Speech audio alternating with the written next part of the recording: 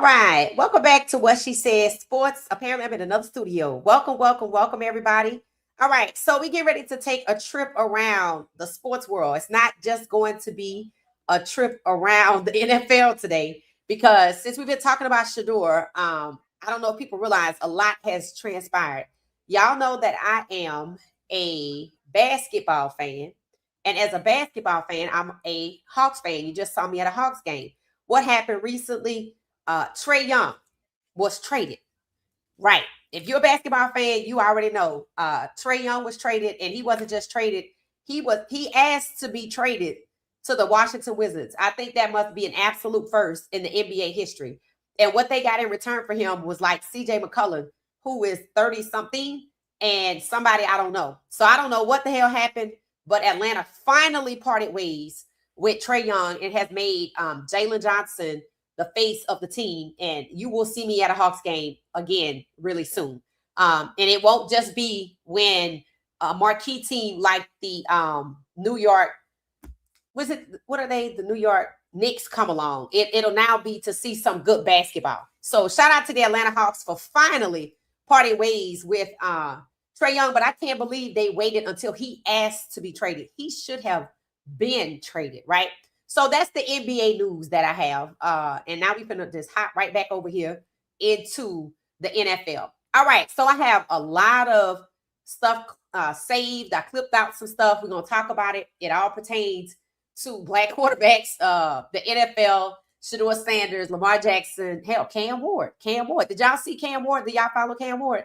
All right. If y'all don't follow Cam Ward, let me update you on what is transpiring.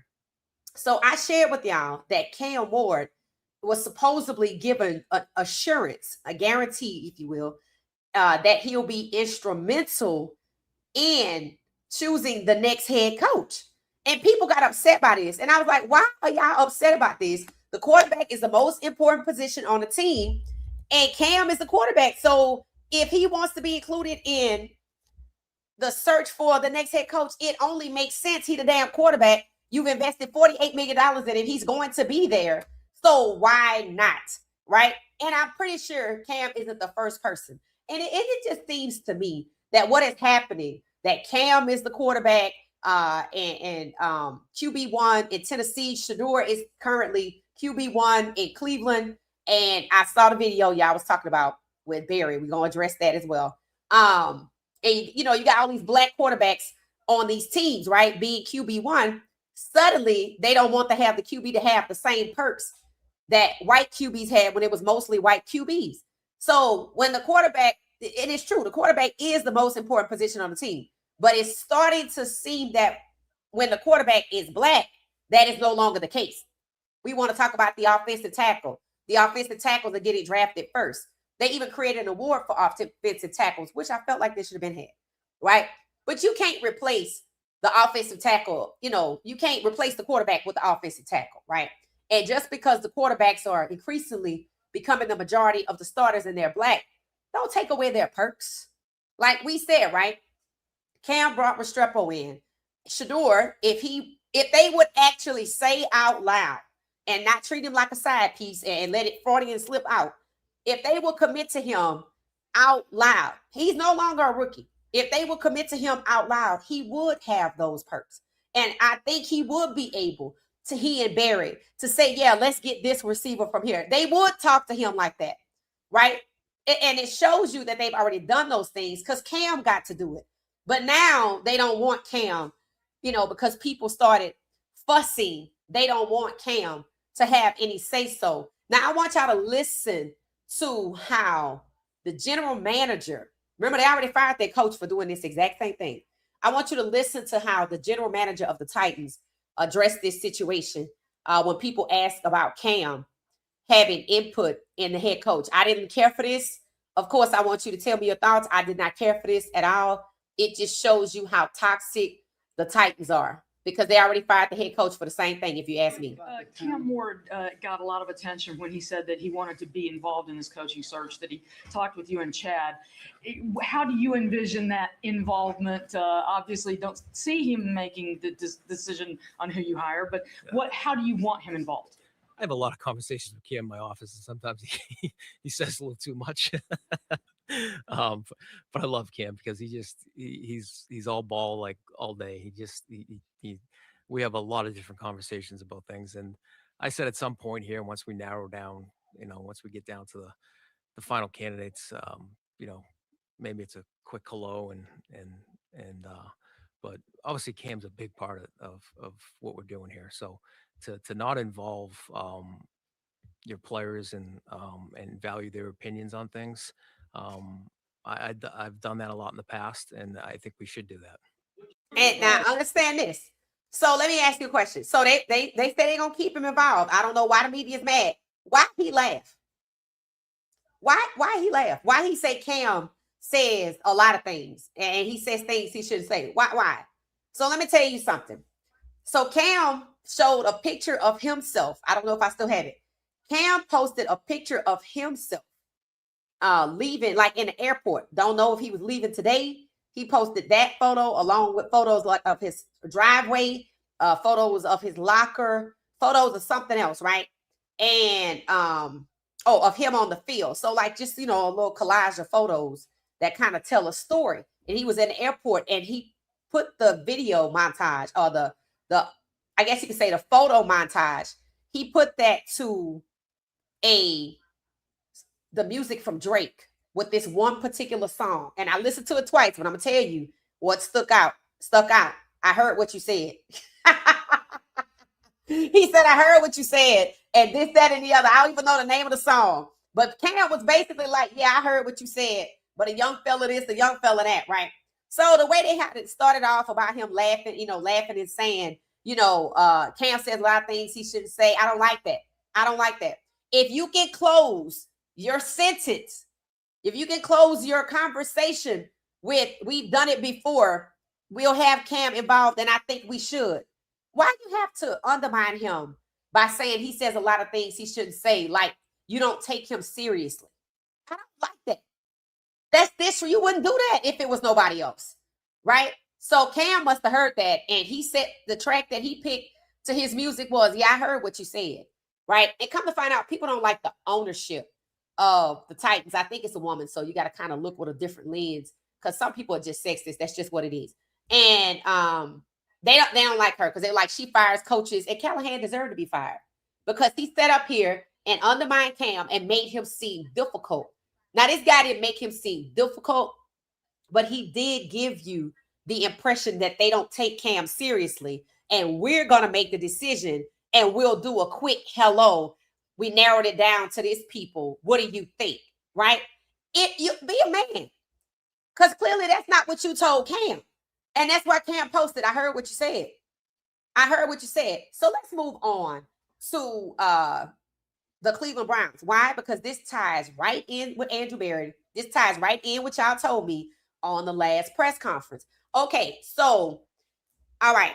We heard Andrew Berry press conference, and I saw Daniel Oyefuse's post, and I heard everybody say, and I heard my own 2 ears from Andrew Berry, that they are non-committal on Shedeur. They're going to look in the draft. They're going to look in free agency, and I don't know where else they're going to look. Now, mind you, they already had veterans, okay? And they let 2 veterans go. And people ask the question, why would you say you're going to get veterans when you had 2 veterans and you let them walk? And I agree, but he got his picks back. He got his 2 draft picks that he used to get Shedeur. He got them back by trading away Pickett and trading away Flacco. So now they're going to go back after another veteran. Now, I will tell you, Russell Wilson put it out there. He signed with David Mulligetta. Russell Wilson is a free agent. He wants to come back and play. Now, personally, I don't know how y'all feel about it, but do y'all feel like Shedeur is the QB1?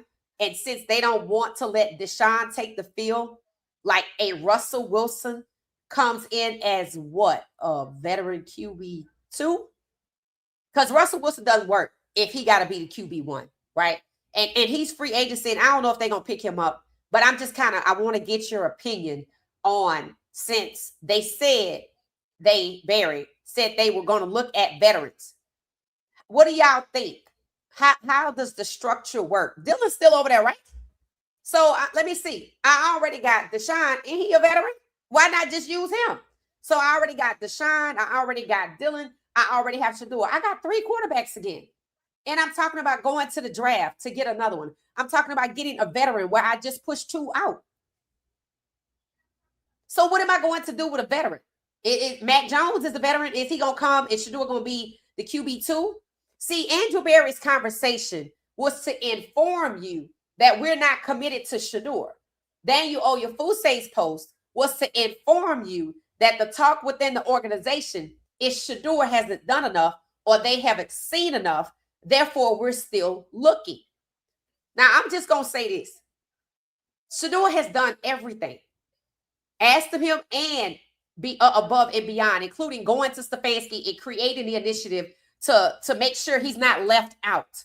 Okay, well, Stefanski gone now. So why are we still having this talk? Like we're still looking for a quarterback instead of celebrating that Shedeur did something multiple times that no quarterback has done in Cleveland and embracing him as the guy. Why do y'all think that Andrew Berry will not publicly commit to Shedeur? That's one. And why do you think it is the media is pushing the narrative in Cleveland and elsewhere that Shedeur hasn't done enough, which supports what Andrew Berry said, we're still looking. Even saying they looking for a leader as if Shedeur is not a leader, as if to say we need a veteran presence. Shedeur has presence. Refusing to acknowledge him because he's a rookie. So first we played a game all season that where he was drafted determined how he would be treated. Now we're going to go into year 2. Well, we're looking for veteran presence, leadership presence, even though he has it. He has demonstrated it. But we're going to play the game that we need to get another veteran. And who the hell is that? And what you going to do with Shedeur? And I personally think the question I just asked you, why do you think they are non-committal and pushing a narrative he hasn't done enough when he actually has? The Manny kids say they're not coming out, but I did see a post today that asked, what if? We'll talk about it. Why do you think they're doing that? And then there's the video clip that somebody sent to me, which spoke about what y'all talked about. We're going to take a look at that with Andrew Berry. Accidentally, y'all say, letting it slip, that Shedeur will be QB1 next season. Now, I'm going to just say this, okay? We talked about this earlier. We talked about how Sashi Brown hired Andrew Berry. And I pointed out, if you didn't hear me, I'm going to say it again. For people who were like, Harbaugh wanted to get Shedeur, no. Remember, there were 2 teams that were supposedly interested in Shedeur. Philadelphia and Baltimore. I'm repeating this for the people who were not there. Andrew Berry was clearly the instrument because Andrew Berry's brother is strategic operations for Philly. So there's the Philly connection. And Andrew Berry, the person that hired Andrew Berry, who's likely his really good friend and fellow Harvard alum, Sashi Brown, is in Baltimore. It wasn't Harbaugh. People thought it was Harbaugh because of LeJounte. And if Shedeur go over there, they put the band back together. No, that was Andrew Berry calling around to see where Shedeur could go because they didn't want him to come to Cleveland because they would get exposed and did, and Stefanski is fired. Stefanski was going to be there another year. At least another year. They had already said his job is safe. It was supposed to be Andrew Berry that got fired. And Haslam said, we could have won more than 5 games. And my question for him is, why didn't you fire Stefanski mid-season so you could win more than 5 games? So he full of it. And I'm going to tell you something else I'm noticing too. Ever since Harbaugh jumped into the race for coaches to find a job, Stefanski don't get talked about. Yeah. Harbaugh is the front runner for the New York Giants. Remember, the Giants already rejected Stefanski. Harbaugh is the front runner damn near everywhere other than Tennessee in the Browns. And his name keep coming up, but not a lot. The Browns are interviewing Schwartz and Tommy Reese. Let me know how you feel about that. I personally thought they should fire both of them.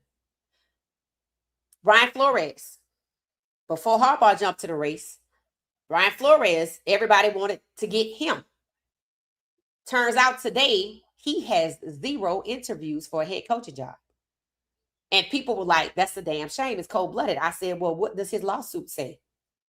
I said, it proves his lawsuit, the allegations are correct. The NFL is rife with racism when it comes to the hiring practices of coaches, GMs, and how they treat quarterbacks. So there you go.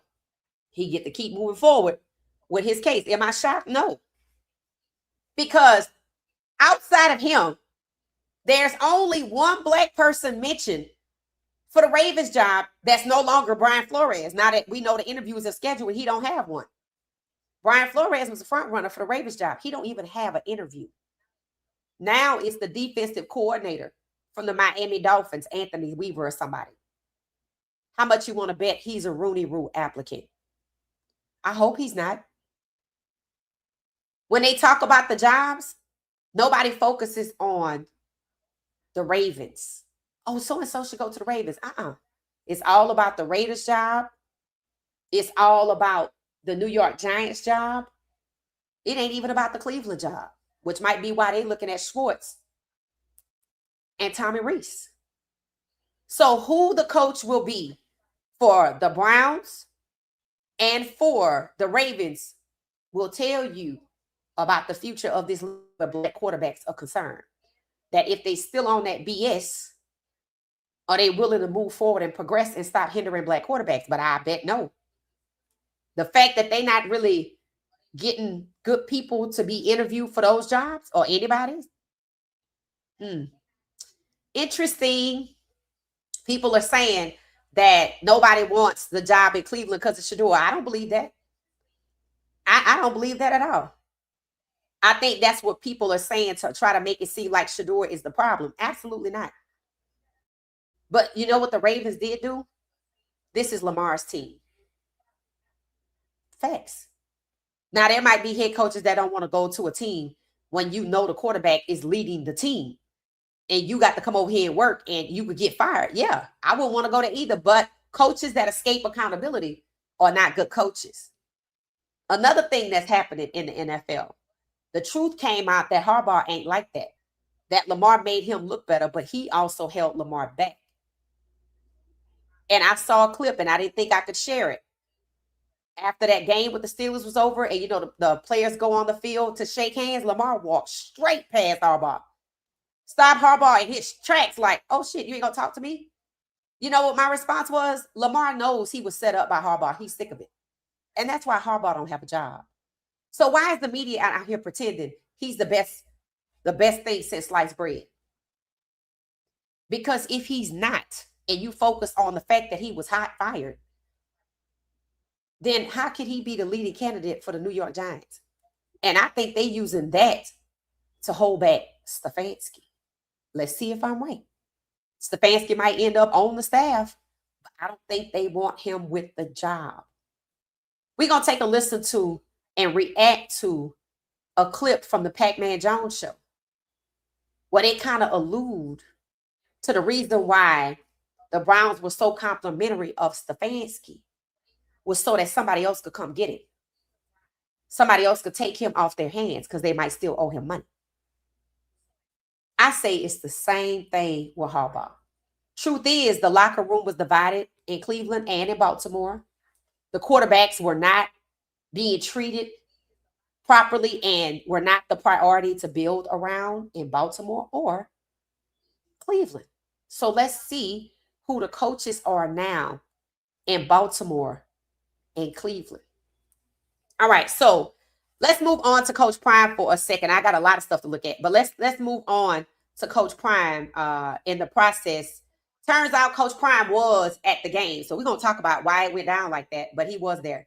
All right, so if y'all can see my screen, you are also seeing a clip, a photo of Justin Jefferson and JJ McCarthy. Now we around the league, and as we in the offseason, we're gonna be around the league because there's a lot going on, and it could or could not impact Shedeur.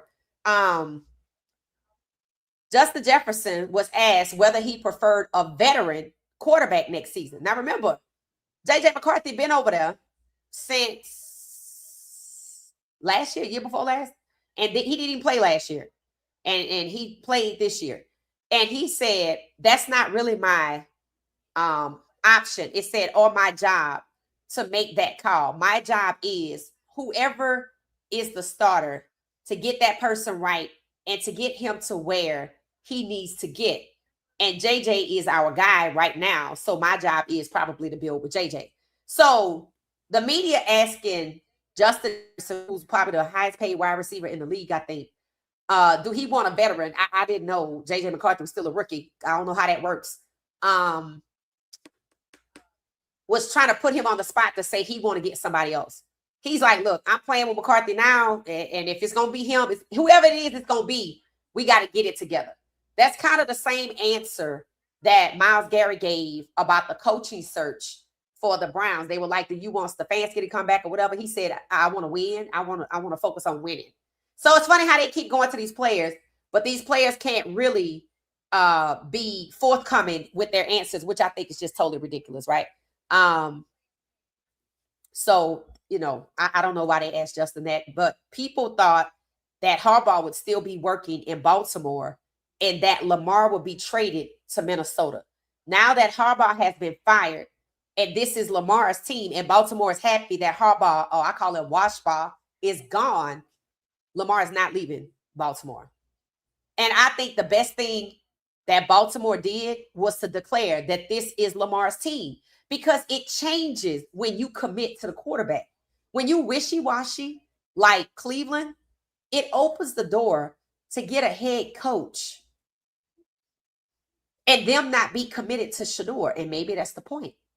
If you're just not joining us, I asked the question, why would Cleveland, after Shedeur did multiple things, broke multiple records, won games others didn't win in Cleveland, why would you still be non-committal on Shedeur?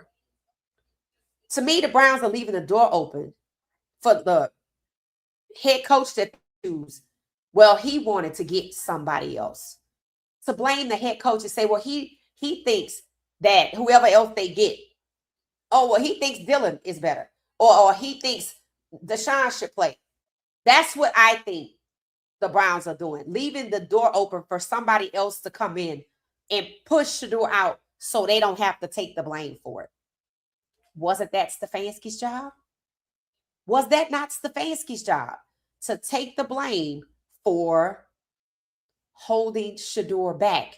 So if that is still the NFL's goal from the draft, and Stefanski got to go because the fans, the pressure, you got to get another 2.0 Stefanski. He might not be a fool like that, but leaving the door open and saying you're non-committal, we're open-minded, because it actually says we're pretty open-minded about the quarterback position, about the head coach. They're not talking about having Shedeur be involved like Tennessee is saying that we're open to. If they had made a public commitment to Shedeur to be the guy they build around, they could go to the draft and build around Shedeur. They already know they're going to spend most of their draft capital on the offense. So why wouldn't you make it easier for yourself to build around Shedeur? Everybody already knows they need all the capital they have to get an offensive line, to get depth at the offensive line and wide receivers in depth at the wide receiver. That's your draft capital. So why wouldn't you build around Shedeur, knowing he can air it out, knowing how accurate he is, so you can go get a Cornell Tate? Because maybe I don't want to pay Cornell Tate first round money because like Shedeur, I don't think his skill set is worth it. See, that's the part you have to take into consideration, the politics. And in Cleveland, it's the racial politics. So that's what you got to think about when you listen to Andrew Berry pushing back and being non-committal and refusing to commit to Shedeur, knowing they already know that they need to build the offense out and they're going to focus on the offense. in the draft, but we not focused on a quarterback. We not committed to a quarterback. All right, so Lamar's not going to hold on. Lamar's not going to Minnesota, and Shedeur is still not the guy. All right, I wanted to share this with y'all because this is huge. And we always talk about how things get exposed, and we figured the Browns will be exposed this way. I want y'all to listen to something. Now, if you don't know, I maintained before this season started that Jada Daniels was going to be CJ Stroud. Sophomore year was going to meet CJ what's his name? Jada Daniels, where he is in Minnesota. So in other words, CJ Stroud in his rookie year put the team on and his sophomore and took him to the playoffs. Sophomore year straight trash because they set him up to fail. I said before the season started, they're going to do the same thing they did to CJ Stroud and cause Jada Daniels' sophomore season to fail because why? He put his team on his back in his rookie season. They don't like that. They don't like that. They don't like when you come out of school and you win. They just do not. So, yes, Shedeur could have won. So could have Cam. Cam put up 3,100 yards, but they didn't want him to win either. But somehow CJ Stroud won. Somehow Jaden Daniels won. Now it's Jaden Daniels' turn. He got injured. Injury weaponized. The head coach didn't protect Jaden Daniels. He got injured. Of course he did. And they seasoned with the hell. Of course it did. Well, guess what's happening now? They taken the offensive coordinator away from Jaden Daniels to make it harder for him to get back to the AFC Championship in his third year. Now, why would they do something like that? If it's just they don't want rookies to come in here and balling out. They didn't have no problem with Bo Nix balling out in his rookie season. He had a chance to struggle and he got it. Tyler Shaw wasn't balling out initially, but he got it. And they want them to win. They wanted Tyler Shaw to be that guy. The Saints have already declared Tyler Shaw is their quarterback. They've already declared they want to make a run for the playoffs. I just listened to the press conference today. Another team committed to a rookie quarterback the same way Minnesota is committed to J.J. McCarthy.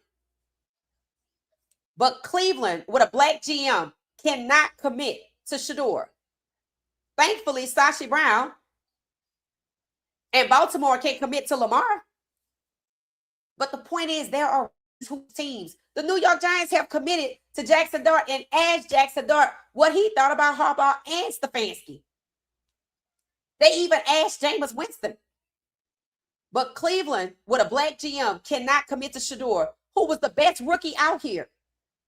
When you take into consideration the tough stretch that Shedeur had to play against, Tyler Shaw had an easy stretch. They gave the tough stretch to Rattler. Jackson Dart was taken out of the tough stretches because he kept getting concussed. Or they kept saying he was, just like Dylan. So you get the hell out the way. We can't have you out here losing. They thought Shedeur was going to lose those games. And people are saying, well, damn. If Shedeur win the last two games, we're not going to get the number one pick overall because they didn't want that. Because they really want the guy next year. And if you ask me, that is why they are non-committal. Because we have our sights set on somebody else, and it's disguised. It's disguised as we're open-minded. We're going to look in the draft. We're going to get veterans. They are going to get a veteran. And they're going to have Shedeur, another veteran like they had Flacco. Probably Dylan's still going to be over there, but then again, he might be draft capital. So they could get that veteran. I can see that. And then it's a veteran in Shedeur. And then it's Deshaun. And Bailey Zapp is still over there. If they get rid of him, they're just going to get somebody else. You know who Shedeur is. But you won't commit because you want somebody else and they're not coming out this year. They cannot commit to Shedeur this year if they know they want the Manning kid to be the QB1. Now watch when he come out. You ain't even got to wait. They already started the what if then conversation. And it could happen because this year's class, when I tell you weak is not the word to define it, let them tell it ain't nobody but Mendoza. They have already discounted Dante Moore. That's why I said, Dante, go back to school. Come out next year. And with everybody going back to school, can I see them talking to the manny kid? Hey, this your shot right here. Because next year gonna be crazy. And it sure is. So it's 2026 a bust. Don't be surprised. I'm telling you, don't be surprised. And then it's going to explain to you if that happens, if Arch Manning comes out, because everybody went back to school and the way it was paid for him, and the only person that's forced out with him is Trinidad. If I already have discounted Dante Moore and ain't even talking about him no more, they don't give a damn about Trinidad. They already got him in the second round. The Browns have 2 first-round picks, one at 5 or 6. That came out suddenly, that's what's going to be. Well, that's why we open-minded, because we didn't know he was coming out. They lying. So we'll see what happens. So people said they thought that Andrew Berry was being coy, that 2 black GMs are making moves quietly. Sashi Brown might be, but Andrew Berry on that bullshit. Because here's the thing. I saw where he let it slip that Shedeur to be ready for week 1, and I ain't going to tell you he let it slip. It don't matter if he did or if he didn't. The point is we heard it. Would I be shocked that Shedeur was back next year? No, because the Manning kid ain't coming out till 2027, so they got Shedeur in a holding pattern to wait to see what the Manning kid going to do. Because it is a possibility, now that the path has been cleared, that he can come out. That's why they're so open-minded. That's why they're so non-committal. The what-if stories have already started. Wait till you start hearing they should get this person, they should get that person, they should get this person. Haslam is waiting to the absolute last minute. I don't know if there's a deadline to declare for the draft, but whatever the day is, let me know, and I'm going to put it on the calendar, and we're going to watch every day, because I'm live every day. Because when that date passes, then you might hear, well, yeah, Shedeur's going to be there next year, because they know the other kid is coming out in 2027. But the fact that they are so open-minded and the path has been cleared, and the NCAA is over there manipulating Trinidad Shamblers' waiver to go back to school, tells you it's something going on. So we don't want to commit to Shedeur until we find out who coming out. Understand that. And 2027, that class is stacked with everybody that went back to school. That's why Dante Moore needs to go. Trinidad going to be the only one probably forced out. But I wish they would let him go back to school. But then if the Manning kid really wanted to come out at 27, that's too much competition. That's why they so open-minded. Think about when you open-minded. Think about when you go shopping and you go look at an item, but you don't move on it right away. Then you go somewhere else and you look. And then you think about something you already saw somewhere else, so you don't want to commit to that product. And you're like, you know what? I know where it's at. I'll come back and get it if I need it. And then you might look on your phone and see if that other item is still on sale at that other store. And if it is, I'm going to get that one. That's what they're doing.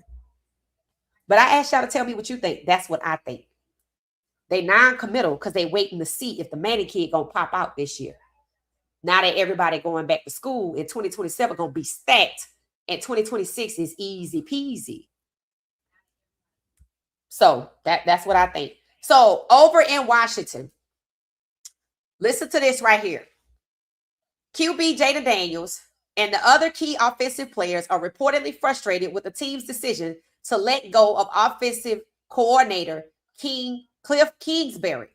It is said that Kingsbury and the head coach, who did not protect Jada Daniels, were not on the same page about player usage in the quarterback.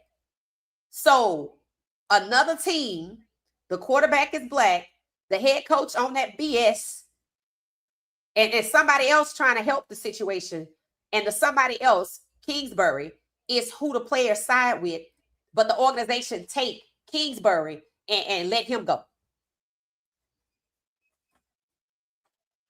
Isn't that the same thing in Cleveland? The head coach not doing right by the quarterback, manipulating the personnel usage? Absolutely. Isn't that what's happening in Baltimore? So we talking Jaden Daniels, Lamar Jackson, and Shedeur all having the same script run on them by the head coach. This is why I say pay attention to who they hire in Cleveland as the head coach and who they hire in Baltimore. Pay attention to who they hire as the offensive coordinator in Washington. And don't be surprised if it's a Kevin Stefanski. So now we got 3 quarterbacks with the same script. Pay attention. So there's more on that information that people were talking about. It says it right here. I'm showing it on screen. Hopefully you can see it. Listen to this. This is what we were hoping to get about Cleveland.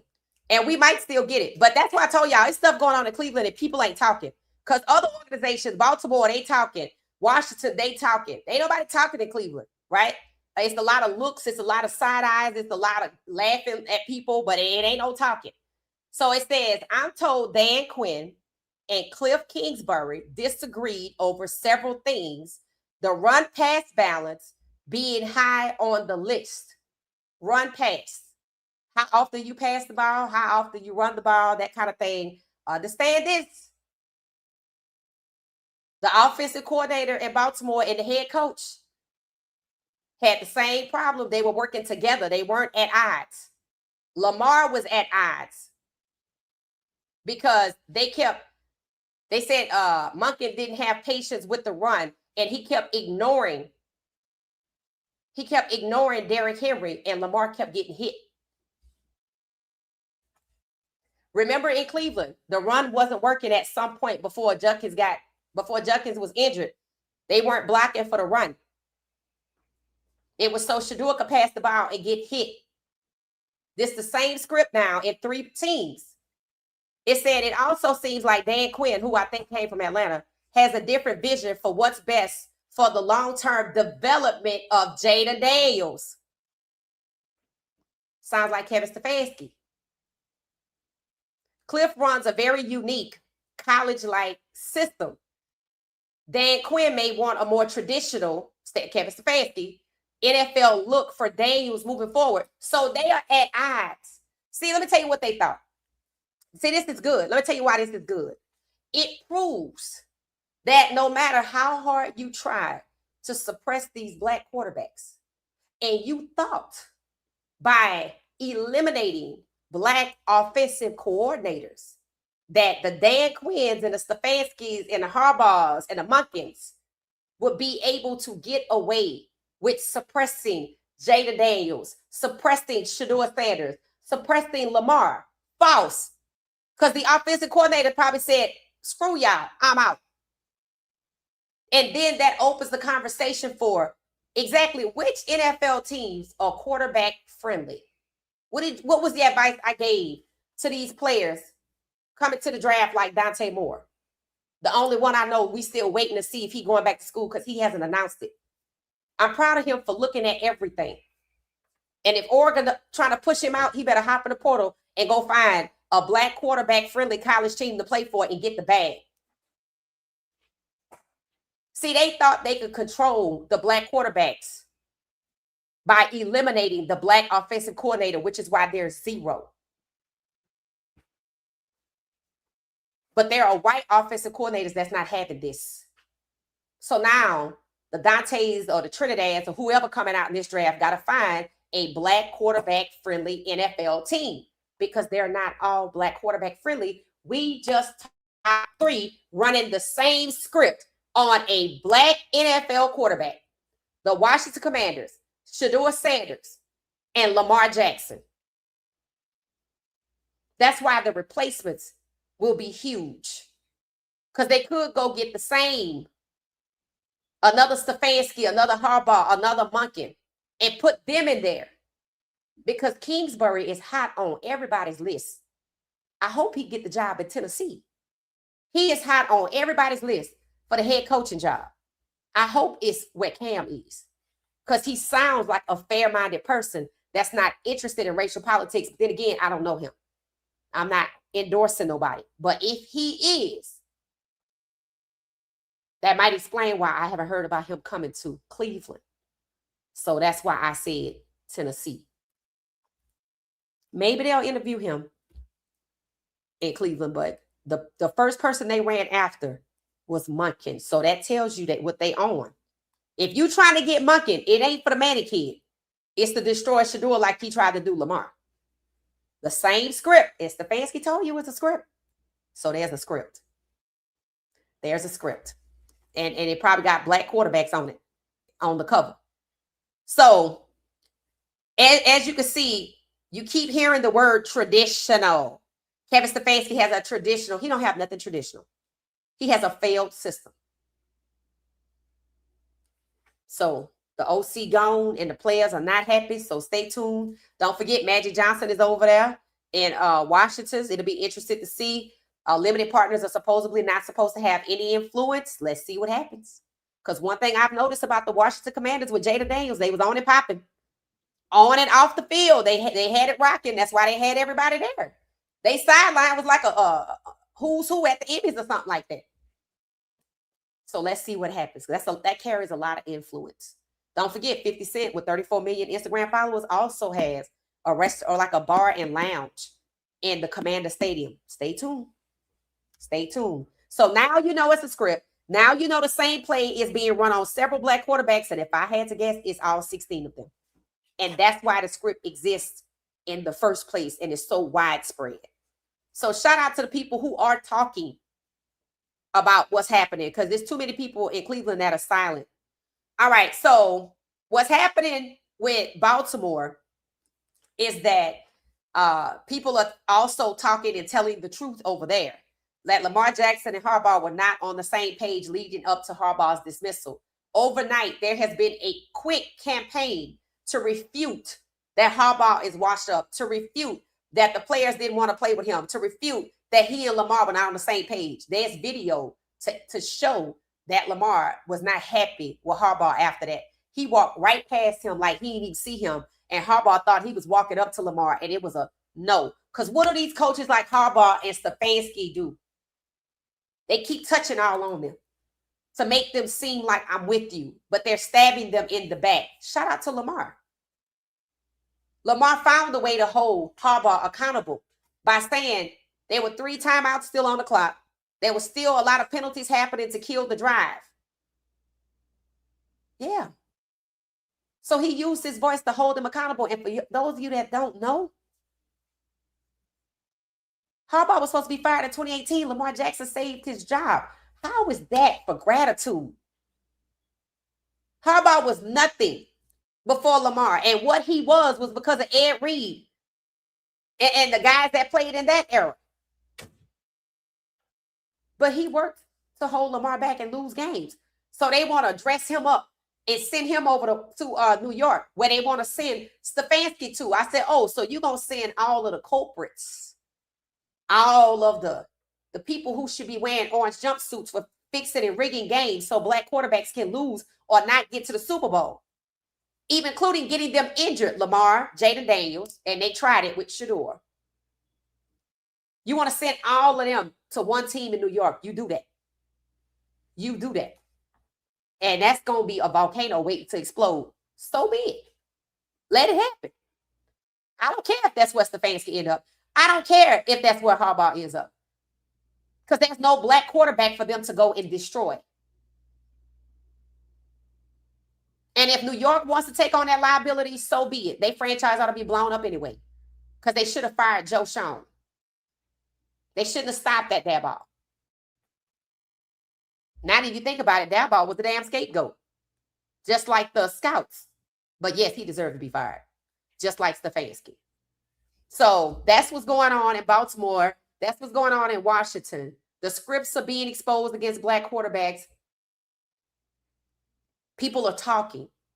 Let's see if we ever hear anybody say anything about Cleveland. It says also, too, it said doubt spread through the locker room and Harbaugh ultimately lost the team. It says some players reportedly considered leaving if a change wasn't made. So what does that tell you? That while we don't hear it on the outside, there are things going on the inside in those locker rooms. Again, I don't know why we couldn't get this type of buy-in in Cleveland. And I told you every franchise is different and every fan base is different and every locker room is different. Washington had a lot to say beyond the quarterback about what's happening. Baltimore had a lot to say. People talking about leaving. It seemed like all that's what was happening in Cleveland is intimidation. You would have thought the mafia was running the goddamn locker room. People was trying to speak up and being retaliated against for speaking up or for showing support for Shedeur at the hands of Stefanski. And they want to dress him up like he's a candidate that should be working with somebody else. Long as the quarterback ain't black, I don't care. If you won't take on that legal liability, cool, but he cannot destroy any more black quarterbacks. Sorry. And that's what the rest of these locker rooms need to aspire to be. Y'all need to stick together. If it comes with all of y'all walking out. And shout out to Lamar for letting it be known. Indirectly, yeah, we had 3 timeouts still on the clock. They were drawing penalties to push us back. Yeah. And Harbaugh was going to walk right up to him and hug him like he was his son. Console him like we put up a good fight. No, you didn't. And now everybody see it. You know why? Because they ran this script in the AFC Championship game. And even the casuals now see it when they watch this game again. But remember, my podcast watched the Bills game this year and saw how many points? They had a double-digit lead. And what did they do? Squandered it with accidents and let the Bills win. The same team that they lost by 2 points with Mark Andrews dropping the ball. None of this is a coincidence. Pay attention to who Lamar, since we know they have declared it is his team, pay attention to who the head coach is. So we are, we talk about amongst ourselves on this podcast about players holding these people accountable. So I'm sharing with y'all. Y'all know who the people in Cleveland are speaking up for what was right over there. Miles Garrett. All right. Y'all know who the people are. And now, Baltimore, they got a band, a consortium of players that's ready to walk out and they got what they needed. Harbaugh gone and Monken too, I'm assuming. Because I can't imagine why he still worked there, but I think they want to fire him first. And then now, the same script is producing frustration in Washington. Stay tuned for the next team. So you see, people are starting to come together. That's 3 out of 32 teams already. Stay tuned. So shout out to the people in Baltimore for sticking together. All right, so let's take a listen to Stefanski, not Stefanski, but Pac-Man Jones on his show. I like what they had to say. I wanted to react to this, and I wanted to get y'all's thoughts about what they were saying, because this is a very direct. Say Stefanski have gotten fired. What's being said. Pac-Man probably gonna use some expletives, so hang tight. hang tight. I'm gonna see if I can bypass the expletives. Let's see. I'm gonna have to just go. All right, let's go. Kevin Stefanski, I shall say, got fired. My sources had already told y'all that. Jimmy Haslam said, "Oh, Kevin Stefanski's the greatest guy in the world, and oh my God, what a great coach!" And really, why'd you fire him? Because he wants someone else to hire him to take him off the hook. See, that's the part right there. So see, the truth is coming out. Harbaugh wasn't that. Harbaugh is not like that. They already wanted him to be gone. He should have been gone, but Lamar saved his job. Harbaugh stabbed Lamar right in the back. And now everybody want to dress it up and send him over to New York. Bye. Now you're hearing about, Stefanski and why they were so complimentary to him. So somebody else can get him. And maybe he'll end up in New York. God forbid he becomes the offensive coordinator or a head coach where there's a black quarterback. Absolutely not. And if you don't know why, Stefanski failed to build chemistry with Deshaun and Shedeur. I don't know how you don't build chemistry with the QB1s. I don't know how you don't do that. And, then there's Jameis Winston, PJ Walker, and Dorian Thompson-Robinson. So he got a serious problem. So there should not be a black quarterback in sight where he works. Period. We have seen enough racism out of Cleveland to last a lifetime at the hands of Kevin Stefanski against Shedeur. And that was very traumatic to watch. So let's keep going. Stefanski have gotten fired. We all seen this coming, and I think it was more of the relationship with the players. We grew Same thing as Baltimore's, right? to understand each other. We share different things. What he really wanted to say, hurry up and get him the fuck up out of here.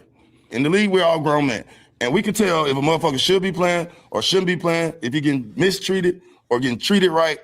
All right, that's the part I want to talk. So if y'all could tell people should be playing and shouldn't be playing, okay, that's one, right? Like Jerry Jeudy comes to mind. There was no accountability there, not even from Tommy Rees. In fact, Tommy Rees said, I love Jerry Jeudy. We're going to feature him more, which is why he need to be fired.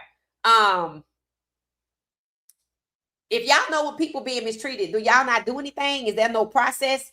That's just what I want to know. Like when he said that, we grown men, we know what's going on. So y'all don't do nothing or we don't know about it, right? That's the part that I was like, wait a minute. Did he say they know when people are being mistreated? So what's the process for holding whoever is mistreating them accountable? That's the question I had from what Pac-Man Jones said right there. It just seemed from the get-go, Stefanski had his favorites. Kevin Stefanski, I shall say, got fired. My sources had already told y'all that. Jimmy hasn't said, oh, Kevin Stefanski's the greatest guy in the world, and oh my God, what a great coach. And really, why'd you fire him? And that's what I say right there. If he all of that, why did you fire him? So now you know why they dressed it up, right? Now you know why it was, oh, it's the hardest day around here. They want people to think he was valued. I'm like the man in the middle. Well, why the hell you fired him? Right? Same thing. Like Harbaugh. I'm like, y'all are romanticizing Harbaugh because he got fired. I'm like, so if he got fired and he didn't do nothing, no. I'm just happy they said this was Lamar's team. It seemed like that's how they moving too. So that makes me happy because look at Lamar's journey. What's that, since 2018? What is it, 2026? That's damn near almost 10 years. That's 8 years. 8 years. And how is that for gratitude for saving somebody's job? So really, Harbaugh just been skating off the backs of Ed Reed from the Ed Reed era up to Lamar Jackson. That's really what it is. That's crazy. All right, so I'm gonna let them go because there's a lot of expletives over there. There's a lot of expletives here. So if y'all on X, this is in my X. I saved these things. Happy birthday to Lamar Jackson. I don't know if I said that so far. It said leadership is fully backing number 8. And that sends a loud message about where contract talks are headed. What did I say? Lamar Jackson is having a contract year. Them getting him injured, making him less impactful is solely so that when it is time to renegotiate, we don't value you. We're not giving you Josh Allen money. That's why they gave Josh Allen Lamar Jackson's MVP. Because if he would have had a third MVP and ran it up to the AFC again, he probably would walk away with a Pat Mahomes contract. But they didn't want that. They worked to stop that. They is Harbaugh, that offensive coordinator. Absolutely. Absolutely. See, these people, I told you, they be looking down the road. So you got to think like that on when things are happening. Jalen Daniels and CJ Stroud going to be next. CJ Stroud, it should be time. They was hoping he didn't pan out, so they sent him to Cleveland and sent him home. Y'all know they already paid Caleb Williams back up from a D3 school $10 million. Caleb was just drafted last year. Are they going to do the same thing to Cam in year 2? Probably. I think the owner likes him, though, but, we're going to see. We'll see. And, yeah, we keep our eye on Cam, too. Matter of fact, I follow all 16, so that's what it is. So, shout out to Lamar. I was telling y'all, it makes a big difference when the team comes out and commits to the player, to the quarterback, because now you build everything around Shedeur, the head coach, the draft, free agency before the draft. You don't waste your time with people that won't work in building around Shedeur. You don't waste your time interviewing a head coach that does not like black quarterbacks, that does not respect black quarterbacks. You do not do that. It's like they want to go get a coach, and make Shedeur go through what he went through with Stefanski. Give the coach all the power. No. Because you're not paying that coach more than you paying that quarterback. But that's what goes into Shedeur being devalued. See, they couldn't treat him like this if he was drafted number 2 overall. So now you're starting to see what benefits them and their politics and their future on why it works that Shedeur wasn't a $40 million quarterback, because they would have to be invested. But you can look at Cam and see what comes with that. You can look at Caleb Williams and see what comes with that. And are they truly invested in either one of them if Tennessee was trying to go back to Will Levis? And if Chicago already gave a D3 athlete $10 million to back up Caleb? No, they already trying to move away. Shedeur just getting paid less for the same treatment. And the guys that thought they were safe in the draft, finding out they being treated like they a 5th round QB, they just make $48 million. Yeah. The point is, none of them are being respected as the most important position on the team. That's the overall point. And that's shameful. And it's because they're black. So, all right. So this is the guy we floating around the league. This is the guy that I'm wondering if they have made him an obligatory Rooney Rule applicant. Ravens have requested to interview Dolphins defensive coordinator Anthony Weaver for their head coaching vacancy. This is the only black man on any list. And it's the Ravens. Stay tuned. I'm going to save this in case it's him. We'll come back to it. Yeah, we'll come back to it. It said, sources tell, this is back to Washington.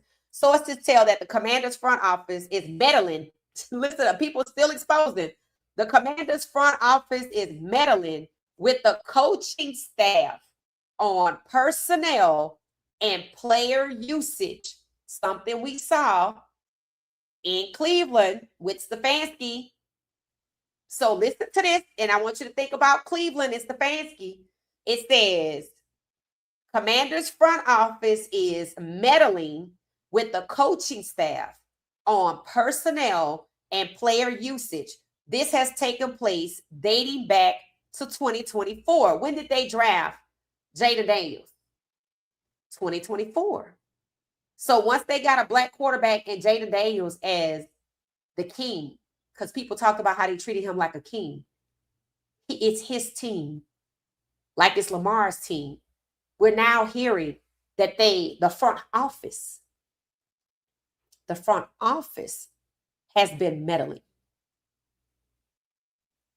The front office in Cleveland is Andrew Berry and Jimmy. Listen. The front office has been meddling with coaching staff on personnel and player usage. How many times did I ask, why won't they hold Stefanski accountable for not rotating players, for allowing Stefanski to manipulate the roster and the depth chart? This is exactly what I was saying. Now, we know in Washington, the front office is the problem for meddling with the coaches, trying to force them to manipulate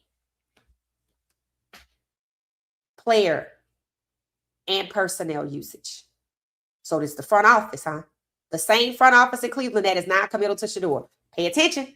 It said this has taken place dating back to 2024, which is when Jaden Daniels was drafted. Someone familiar with the situation described it as, and I quote, there is a lot of shit going on there.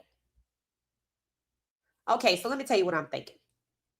There's a lot of happening in Baltimore. There's a lot of happening in Washington. There's a lot of happening in Cleveland. All right? already have 3 black quarterbacks. And all of the coaches that were fired, 7 out of 7, 6 coaches that were fired, including Raheem Morris, all had black QB1s. In fact, somebody on Pac-Man Jones' show said that Raheem Morris got done dirty. Of course he did. Of course he did. Include the GM. Only black GMs have been fired. Majority coaches fired. 6 of 7 have black QB1s. And you are now hearing about the SHII happening in Washington, where they have a black quarterback that it has been reported they have been manipulating player personnel and player usage since Jaden got there. Sounds like a plot to hold Jaden back. The fans, the players are not happy about the offensive coordinator being ripped away from the team, which makes it harder to get back because that's called disruption. The front office is responsible for this in Washington, so you should think that the front office is responsible for it in Cleveland. Is front office responsible for it in Baltimore?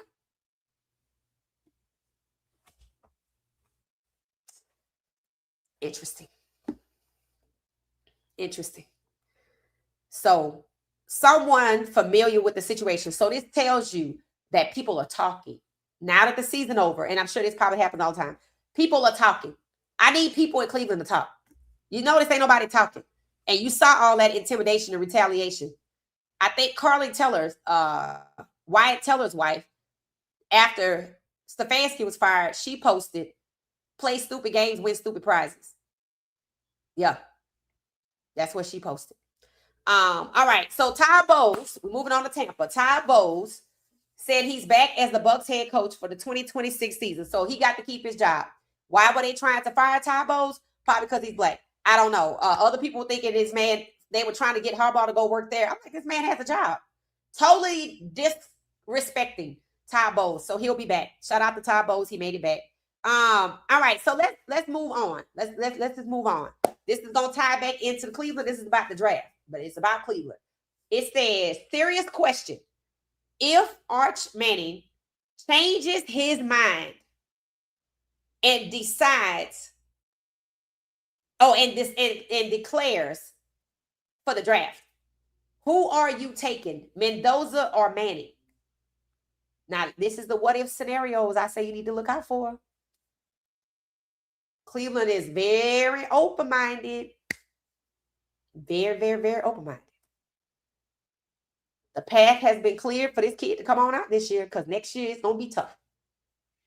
They already asking, are you taking him, a Manning or Mendoza?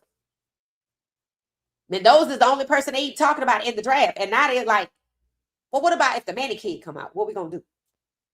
Let's see how often these if-then scenarios happen and as they pertain to what Cleveland going to do. Pay attention. Pay attention. All right. Shout out to Russell Wilson. He hired an agent, free agent QB Russell Wilson, hoping to remain a starter in 2026, has hired renowned agent David Mulligetta. Now, he didn't say he want to come back and play. He said he want to be a starter, 17 to 32. Let's see what happens. Shout out to Russell Wilson, trying to level up. Okay, breaking news. It said John Harbaugh will meet with the Giants early next week. Cool. Let's see what happens. Let's just see what happens there. Again, somebody mocked this photo up of Dart and Harbaugh, but they already asked Dart about Harbaugh and Stefanski, and he was on board. So I don't have a problem with him going there because they've already committed to their rookie quarterback. See, the Saints committed to Tyler Shaw.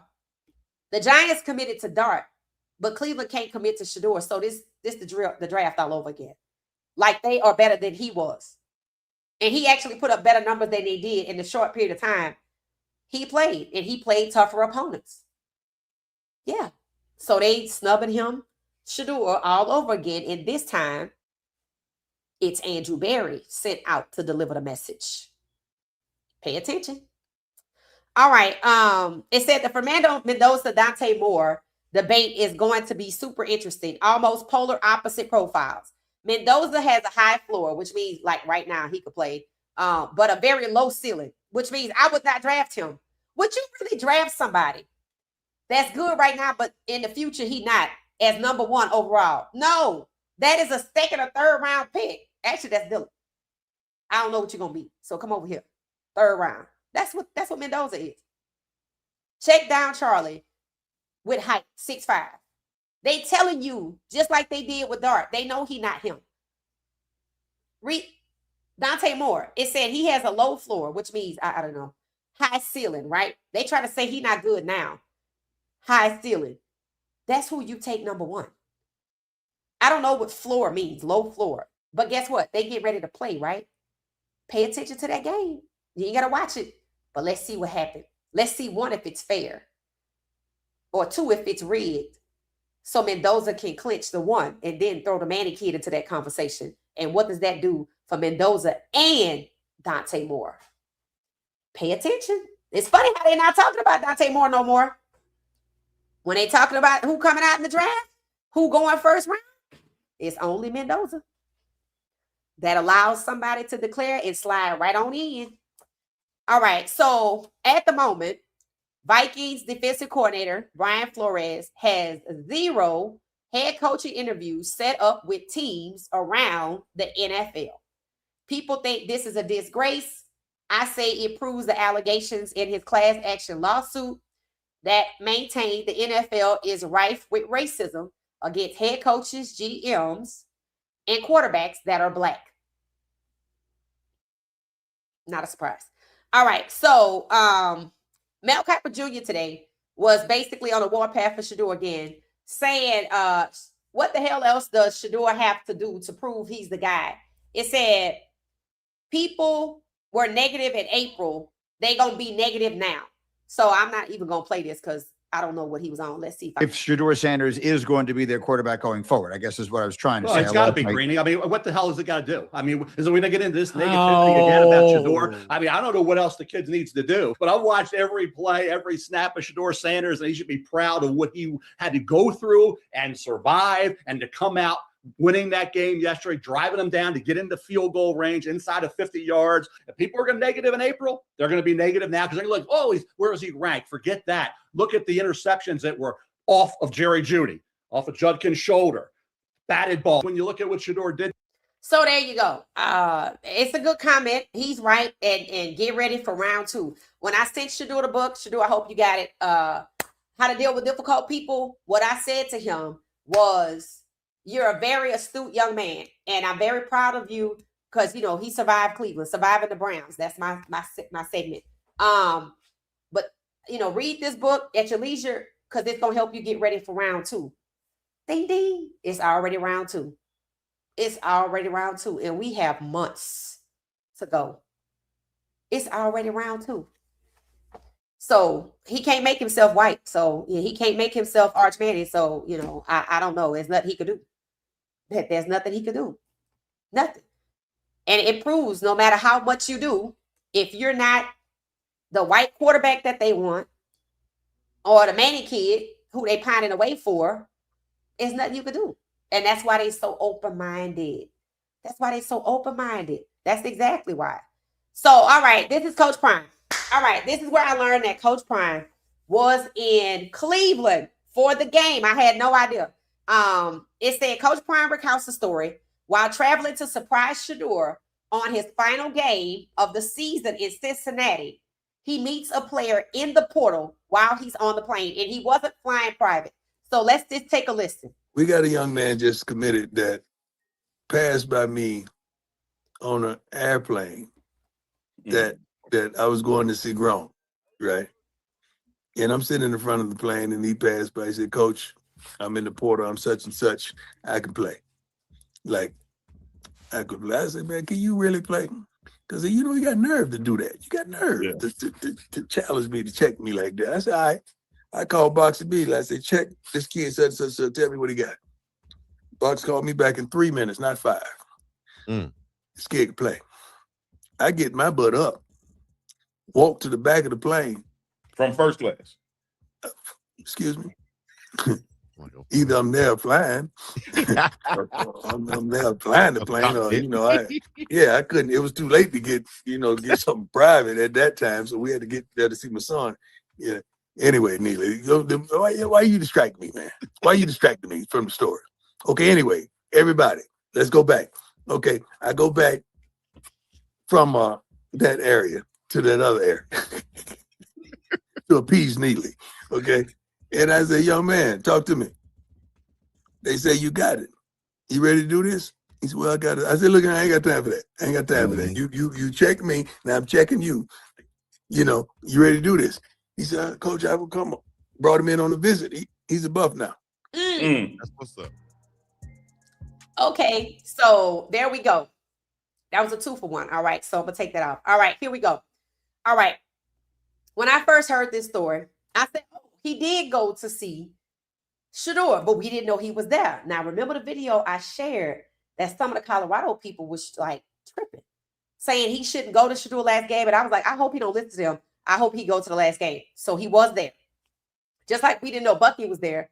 We didn't know he was there. And I knew Bucky was there and still didn't know Coach Prime was there. So in my opinion, they kind of kept it hush-hush. I remember Bucky saying something. Let me know if y'all heard him say it. Man, a person, they get upset when a person try to enjoy their life. That's what he said. By that time, I didn't know Coach Prime was there. I didn't know what he was talking about. I had a feeling it had something to do with either Shedeur living his life, but we didn't really see him do nothing, or Coach Prime. But I was thinking maybe he meant when they came to the games in the past. Turns out Coach Prime was there and nobody knew.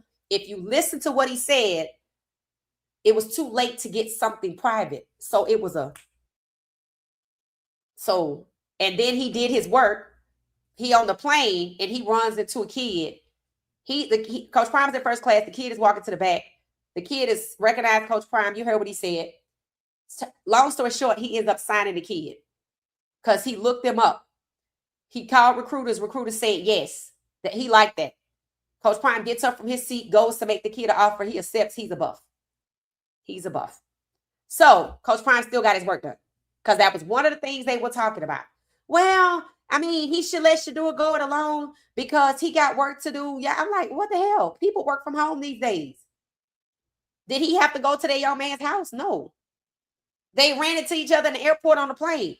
Did Coach Prime blow him off? No. He handled business right then and there. These are the things they do not take into consideration because all they're trying to do is control the man because they want him to quit. That's just what it is. They want him to quit. They don't want to pay him his buyout. Coach Prime ain't no quitter. And I'm proud of all the players that they getting. They got a cornerback from Notre Dame coming over. Sound like they're going to have a good class, put together. And I know Livingston over there. But the point is the recruiting is going good. I don't care where they rank them. I don't care how many stars they have. I'm hearing where they're coming in from, which is what people didn't expect. So we're going to see what it is. Because if you come to see you with so many people exiting, that means you can start. That means you get to come in here and be a dog and show out. Yeah, that's what that means. So we're going to see who's going to take advantage, and you might get a lot of hungry people. Yeah. So let me see. I'm going to hop over to the portal before I do. I mean, not to the portal. That's crazy. I'm going to hop over to the comments. Before I do, I put this together, so I wanted to share it. It's sure going to be lit. What you say, Joe? Let's do this. Go. Let's do this. You know what I'm saying? This is the Browns getting hyped up pregame. I really like this. I thought this was good. It shows Shedeur's leadership without him even trying. If you watched his previous mic'd up video, same thing, right? Everybody's respectful. It's funny how when you watch this, you don't think what you're seeing with all the sabotage, you would think that it wouldn't happen. Nope, it still happened. But the point is, he's undeterred by them, even though they still went on to set him up in this game. So just listen. You know what I'm saying? You know what time it is. We haven't had one like this. This is Colorado. Yeah. Now, wait a minute. Is that Tommy Reese? I feel like that's Tommy Reese. Tommy Reese was asking him about the weather in Colorado, and I thought about him because he interviewing for the head coaching job. Shedeur was no different with anybody, I don't think, including the people that set him up, Stefanski, Tommy Reese, etc. He didn't let on. He didn't let on. If he had any feelings, you don't know. So either every day he lets it roll off of his back and he starts over with these people again every day, which is what you have to do, or he's just really damn good that he don't let on. even though he got it all up here, he don't wear it on his sleeve. Chill, but it was good. I think that's Tommy Reese. Now this is tolerable. This is tolerable weather. Throwing weather. Yeah. How you doing? A pleasure to meet you. Welcome to the NFL. Now, I like this conversation. I'm going to go back a little bit. Listen to the referee. I like this conversation. Yeah. How you doing? A pleasure to meet you. Welcome to the NFL. Yes, sir. Okay, we're all rooting for you. Yeah. Just make sure you protect me, too. I'm going to be with you all day long. My job is to protect you. So. All right. So, Shedeur is talking to the ref. The ref says, pleasure to meet you. Welcome to the NFL. I'm going to be taking care of you. Let me know if you need anything. I'm here to protect you. Shedeur said, yeah, something about he need him to protect him some kind of way. And you know how they be switching it up when they talk. Sound like he said the neck area or something because people was hitting him in the head. I also was looking at who was standing around. Far to the left over there was Dylan. He was just looking on. Then you have, is that 82 Bates? Then that's Shedeur. I think that's Coralie to the right. Whiteheart is in the back talking to somebody else. And I don't know who that is standing to Shedeur's right. So I was just kind of paying attention to how everybody was reacting. If you got anything, you just come talk to me. We'll talk. I'm telling you beforehand. Oh, yeah. No, I got you. I got you for sure. Right. Appreciate it, boss, man. Welcome to the league, yes, all right?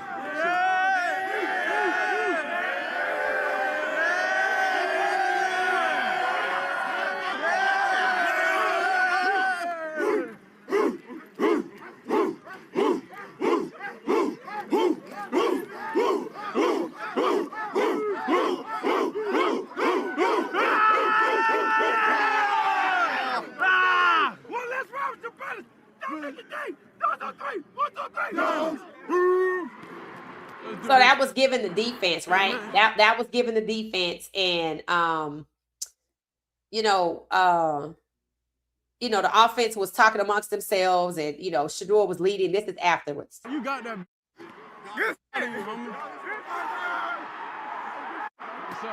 See, he was in a good. That's Joe Burrow. He was in a good way. Very good demeanor. You balling, boy. You balling. What's up, bro? You good? What's going on, man? You good? Yes, sir. Yeah, proud of you, fam. Hey, good luck. Yeah. I see your catch last week. Yeah. I'm feeling it, though. Keep your swag, bro. What's up, homie? You good? Hey, appreciate you falling for me, brother. I needed it. At least you got the win, man. Hey, that's all you can ask for, bro. Them tough games, you just got to get the win. That's it. So, that concludes all of the stuff that I put together. I told y'all it was a lot, so hopefully y'all had a chance to still hang in there. Hopefully y'all had a lot, was able to hang in there, but yeah, that was it. So I'm gonna head over to the comments and see what y'all saying. 220 of us hit the like button. We're this close to 6,700. So that means we're 300 away from 7,000. Please subscribe to the podcast so I can get to 7,000. Then we'll only have 3,000 more to go. As y'all can see, I'm still nursing my voice though, right? I'm still nursing my voice. So show your girls some love. Hit the like button. Subscribe. Hype me up. Shout out to y'all, Mama Tia and everybody else hyping me up. I appreciate it. Shout out to Sharon, everybody in the comments. Thank y'all so much for the engagement as well. All right. So I'm headed over to the comments to see what we got going on. Y'all always have good engagement and good conversation. I didn't play that clip with Andrew Berry, but I talked about it where he slipped up and said that Shedeur, will be the starter for week 1 or something like that. So it wasn't AI. I told y'all it had to be AI. It wasn't AI. It seemed like it was a real podcast. It seemed like it wasn't a deep fake. It seemed like it was a real podcast. And he slipped up and was basically saying we would want him to be like that for week 1, something like that. So, but again, my whole pushback on that argument is Shedeur is not a side chick. There's no need to be talking in code.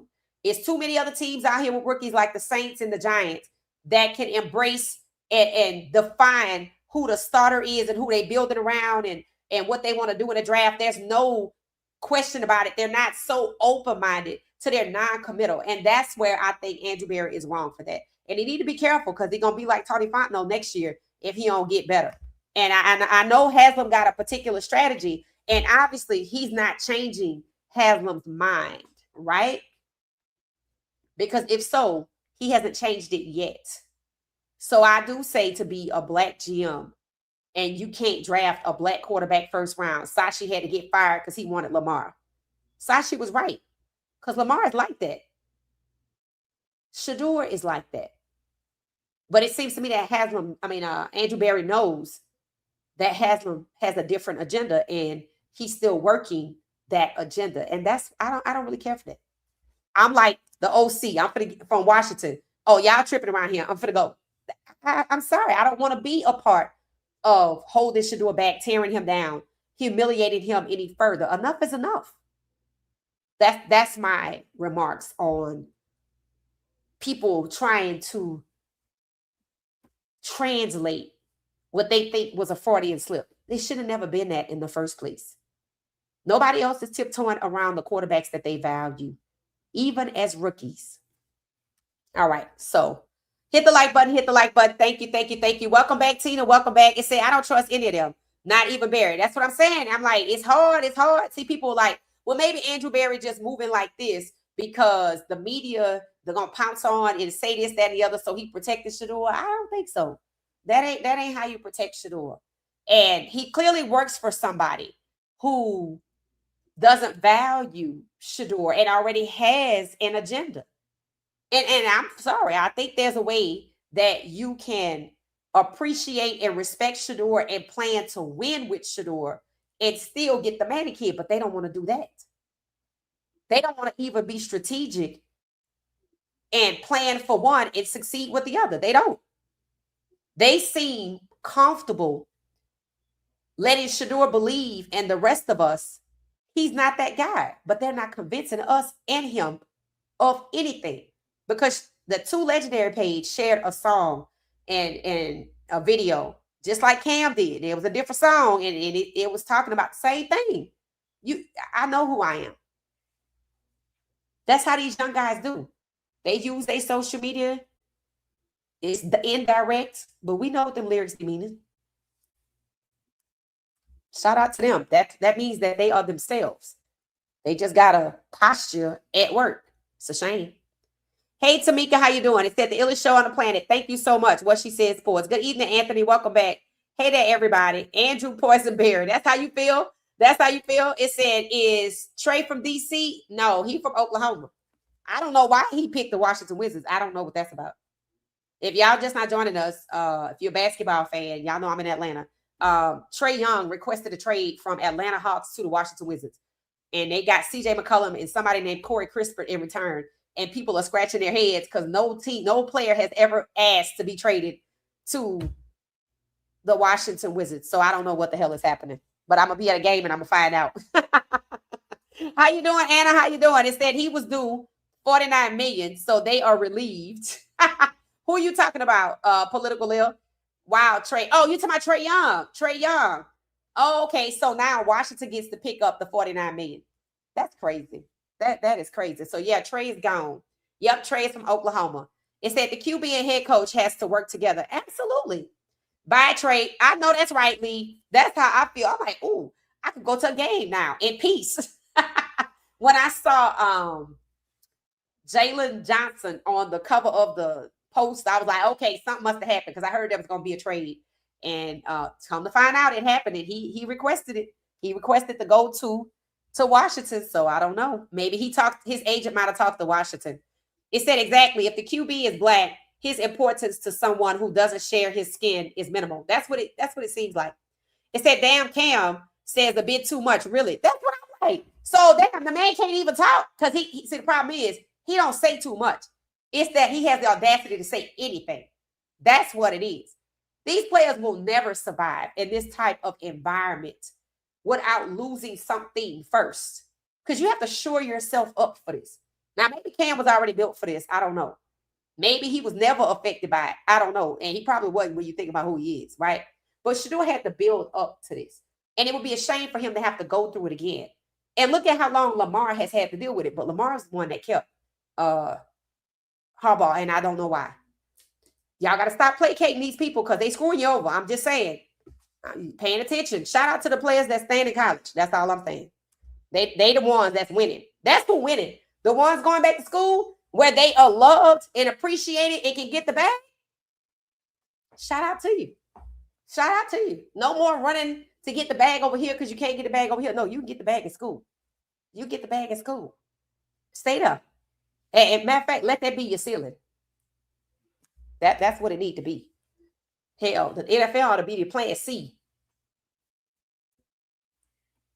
They said these people think it's the 40s and they want blacks to be quiet. Right. I didn't like how they said that about Cam. And it's so disrespectful. The owner gonna pick someone who looks like him that he's comfortable with looking at. Right. You talking about the Cleveland Browns?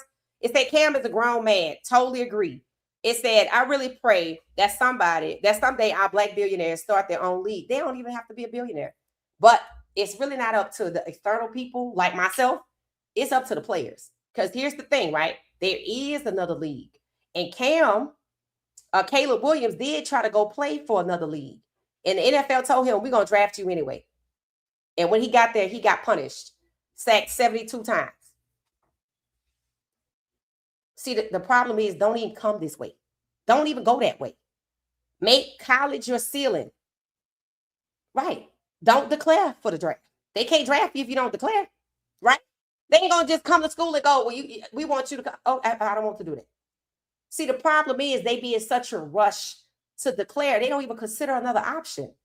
They don't even consider being entrepreneurs and themselves getting together with their NIL and starting their own 7-on-7, 11-on-11, or regular football. It don't matter. They never even consider it. It's like they just trained to think the next step is the league. No.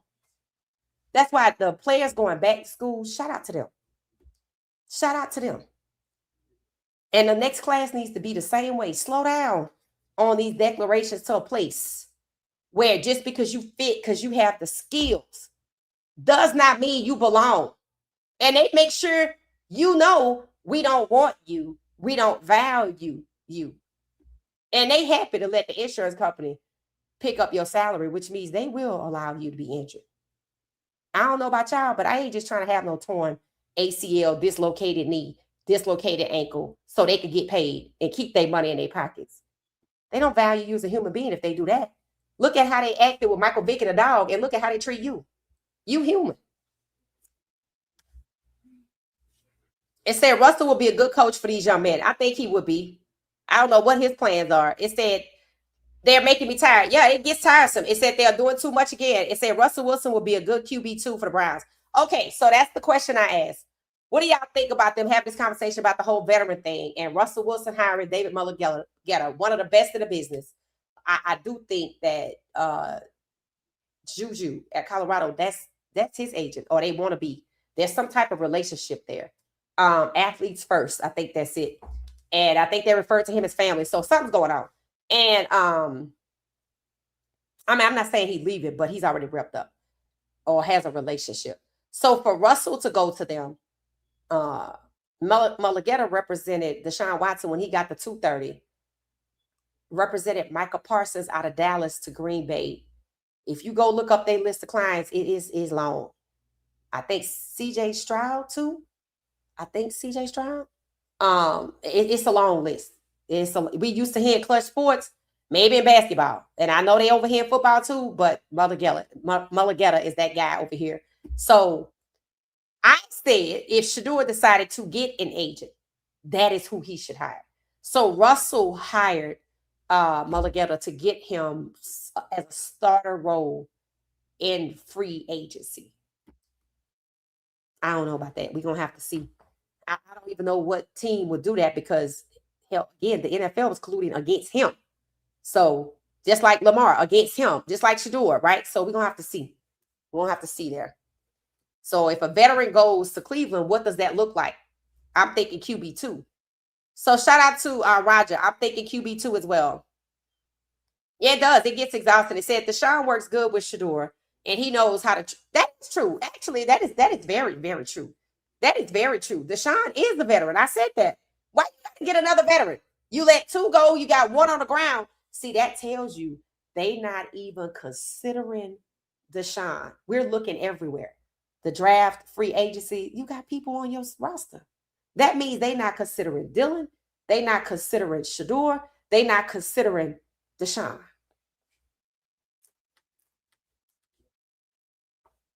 They just collected people. They just collecting people. It said Cleveland don't have the money. They do have the money. AB said, he said they got big cap space. And considering the insurance company was paying Deshaun's salary, and probably again, yeah, I think he might be right. The Browns front office is on something. That's what I say. That's what I say. It said Barry can't come and say that just yet. All right, let's talk about that. Barry can't come and say that Shedeur is the starter next year. Why not? Why not? He clearly earned it. Once again, he won. Why not? I mean, honestly, why not? I can't think of no reason why not. Tell me why. Because the Saints can, the Giants can, the Broncos did, Minnesota did, Washington did, the Texans did. When they were all rookies, C.J. Stroud, Caleb Williams, he was their franchise quarterback. They was trying to move him out, but he still was. Why not? Honestly, Joe Burrow, he was their franchise in Cincinnati, right? Why not? Everybody else, J.J. McCarthy, Daniel Jones was franchised straight out of rookie. He didn't have a tag, but he was the guy. They were committed to him. That was in New York. Aaron Rodgers, what? Jordan Love, he was the guy. Green Bay. Matter of fact, I remember when Aaron Rodgers got upset that they drafted Jordan Love. Now he want to go back to Green Bay and retire. So Jordan Love is injured. So we'll see. Why not? Shedeur could have been franchised or been the guy right there in Pittsburgh. But they blocked that. And then he lands in Cleveland after it seems like Andrew Berry tried to use his connections to get him to move off of Cleveland. And maybe he felt like it would have been best for him to go somewhere else because he knew that Haslam would take him seriously. And he still seems like he feels like that. And maybe that's why Shedeur pushed back off of the leadership label, because maybe Andrew Berry was like, look, bro, I got you. But, you know, the owner, he on that bullshit. So I don't want you to get your hopes up high about being here and being the guy. They ain't going to do it like that. I know you deserve it. And to some extent, I do think he said something like that. But you're not going to be able to tell me why they can't when everybody else can, whether the quarterback is black or white. Everybody else is a rookie that's drafted number one, can get committed. White or black. But why not Shedeur? Don't have shit to do with Coach Pryor. Don't have nothing to do with Shedeur being entitled. Shedeur wasn't even walking around there being different to make people like him. He was just being himself. And that's what people were saying. He's just being himself. And he ended the season still being himself, even though he looked a little shook when he came to the locker room. But he still was himself by the time he walked off that podium. When he said, I got to go see my brother, Shiloh. I'm going to be waiting for a reason as to why they cannot commit to him right now. I don't know none. I know why you won't do it, but I don't know why you can't. See, it's not a can't or can. It's you're unwilling. And I don't like that. I don't like that. Once again, he proved to be the best. And they are unwilling to commit to him. And they're also unwilling to talk about trading him. I don't like that. I don't like it. And I don't like it because it's wrong. It's like they're trying to torture the kid. I don't like it. I don't know why I keep saying that, but I don't like it.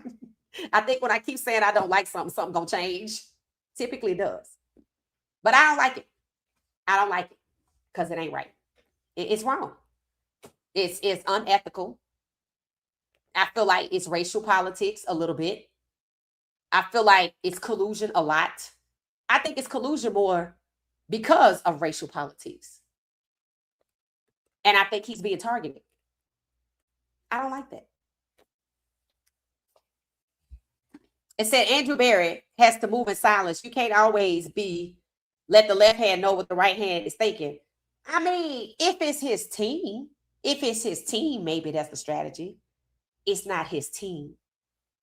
Why would I keep that a secret when I have to go out here and choose a coach, choose players in the draft, choose free agencies first? Free agency. Why would I be non-committal on the quarterback if I am getting ready to build? Explain it. That's why everybody else is committal, because they are getting ready to build. We're going to build around Tyler. We're going to get this, this, and this because Tyler's good at this, this, and this. We're going to build around, what's his name? Jackson Dart, because he did well in this area. We need another receiver. We need another, well, he got Fort Knox as a lineman, so they don't even need that. It's funny how they got Fort Knox as lineman, but Lamar and Jaden Daniels and CJ Stroud and Caleb Williams and Shedeur, though. There is no reason why they can't commit to Shedeur. They are unwilling, and that's what I am cautioning y'all about. That's kind of why I'm happy to see, for whatever reason, Shedeur pushed back on that leadership label because he's not getting his hopes up. And maybe he pushed back on it because he walked out of the tunnel happy. And I'm not saying it did happen, but he looked shook when he came to the podium. So if something happened to embarrass him in the locker room, and that's what made him push back from the leadership label, because you could see he was doing on the field what Myles Garrett suggested, taking on the leadership role. And at the podium, when I start off looking shook, I push back. Something happened. Some final act.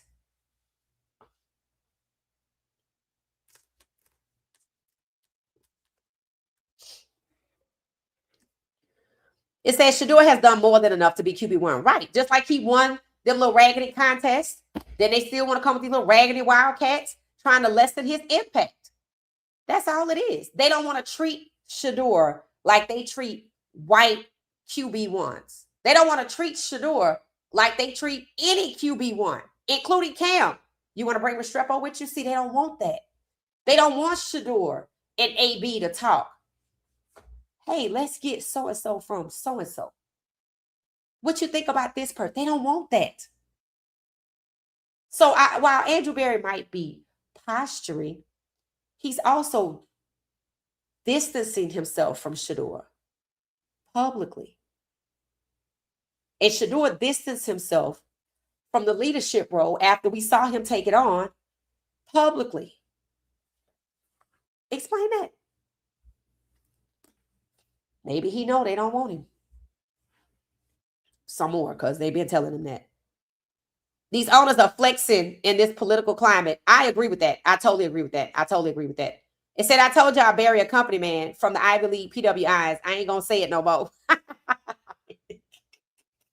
Yeah, but okay, so at some point when we got to have this conversation, it's crazy how Sashi, who hired Andrew Berry, can seemingly, make things happen, except for when he got fired because he wanted Lamar, but he was right. And I think it's interesting they brought him right back to the league to where Lamar was. So maybe because he's a lawyer, he reminded them, that's illegal.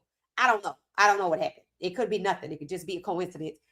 I don't know what the hell it was, but something happened. Because he could have went anywhere else first. He went right back to the team that had the player he wanted to draft when he got fired. I do not consider that a coincidence, and he is a lawyer.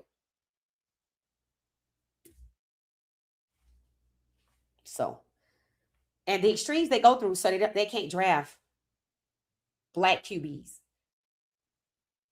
And I mean black GMs. And the extremes that the Browns seem to be going through to treat Shedeur like he's not him or he's not their long-term solution.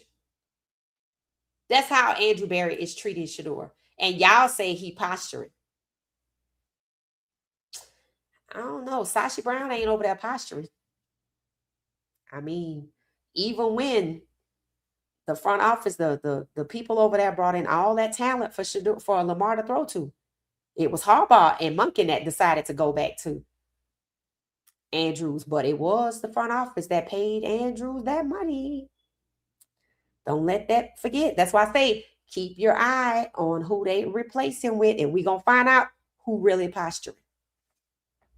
So now we got Jada Daniels, we got Shedeur, and we got Lamar. The same script being run on all three. And we got 6 black quarterbacks who just lost, starting quarterbacks, who just lost their head coach. And the narrative is already circulating. Well, the coach might want to pick their own quarterback. Okay. So that's 6 plus 3 is 9. That's 9 of them right there to keep an eye on. And Russell Wilson is gone. Let's see if he make it back, because he's a free agent, so technically he's gone. Justin Fields, hadn't heard a peep out of him. Don't know what's going to happen to Tyrod Taylor. That's 3 more. So 9 plus 3. That's 12. Remember, we started with 16. So that's 4. Anthony Richardson. Phillip Rivers apparently is the choice before Anthony Richardson. Also, Daniel Jones is the choice before Anthony Richardson. So he's now number 3 when he started the season as a starter. So that's 13. 3 more. Who's Spencer Rattler? That probably ain't going to happen. He probably going to get traded or kept in New Orleans behind Tyler Shaw just in case he get hurt. Like he Jameis Winston. That's 14. 2 more. Jameis Winston is 15, I guess, but he wasn't a starter. That's 2 more. Geno Smith, number 15. They already know that Mendoza's apparently supposedly going to. That's 15. So you already know what's going to happen there. Mendoza will likely be the starter. So who's 16? No, it was somebody else. I got to figure it out. Jalen Hurts. He ain't going nowhere. Let's see if he make it to the Super Bowl. Let's see if he make it to the Super Bowl. So that's 16.